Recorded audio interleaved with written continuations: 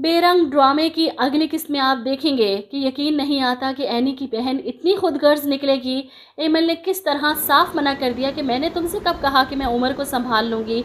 हालांकि इसी ने उकसाया था एनी को कि वो अपनी पढ़ाई मुकम्मल करे, उमर की टेंशन ना ले, और अब अपनी सास के सामने अच्छी बहू बनने के लिए अपनी बहन को बुरा बना दिया। लानत हो ऐसी बहन पर जो मुश्किल घड़ी में भी अपनी बहन का साथ न दे सके। जितना जहर एमल के अंदर भरा हुआ है ना, सारी ज़िंदगी खाली गोद रहेगी। क्योंकि बड़े बुजुर्ग कहते थे कि फल भी सिर्फ उसी दरख्त को लगता है जो झुका हुआ हो, अकड़ कर खड़े दरख्त को कभी फल नहीं लगता। वहीं फाखरा बेगम ने तो फिर से हंगामा खड़ा कर दिया कि मुझसे पूछे बगैर एनी कुछ नहीं कर सकती, सांस भी नहीं ले सकती। इसकी इतनी जुर्रत कि अपनी पढ़ाई पूरी करने की कोशिश करे। हर बात पर इस औरत को एतराज़ है।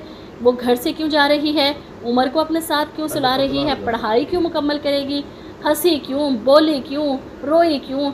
ऐसी सास तो अल्लाह माफ़ करे किसी दुश्मन को भी ना मिले। नंद भी कुछ कम नहीं, अपनी माँ की पूरी कॉपी है। इस सास को तब अकल आ सकती है जब इसकी अपनी बेटी को इसकी खुद की जैसी सास मिलेगी। तब इसे समझ आएगी वो क्या करती रही अपनी बहुओं के साथ। मकाफात अमल तो यही है, जब बहुओं की ज़िंदगी अजीरन करोगे तो अपनी बेटी भी कभी खुश नहीं रहेगी। अफान ने बड़े प्यार से, बड़े तरीके से अपनी माँ को समझाया, बल्कि महरोज़ भाई का नाम लेकर इन्हें ब्लैकमेल किया कि क़यामत वाले दिन अपने बेटे को क्या मुंह दिखाएंगी। इनकी बेवा के साथ अब ये सलूक करती रही हैं।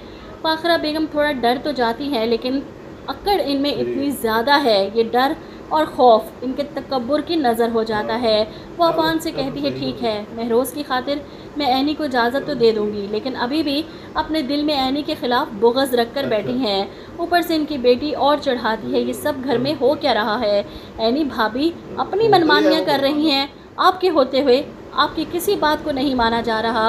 आपके बेटे आपके ख़िलाफ़ खड़े हैं। ऐसे में फाखरा कहती है मैं अच्छी तरह से समझ रही हूँ, ये दोनों बहनें मिलकर मुझे सब घर वालों की नज़रों से गिराना चाहती हैं, लेकिन ऐसा मैं होने नहीं दूंगी। इस ड्रामे का नाम बेरंग नहीं होना चाहिए था, सास की साजिशें होना चाहिए था, क्योंकि इस सास ने तो हकीकी सासों को भी बदनाम कर दिया।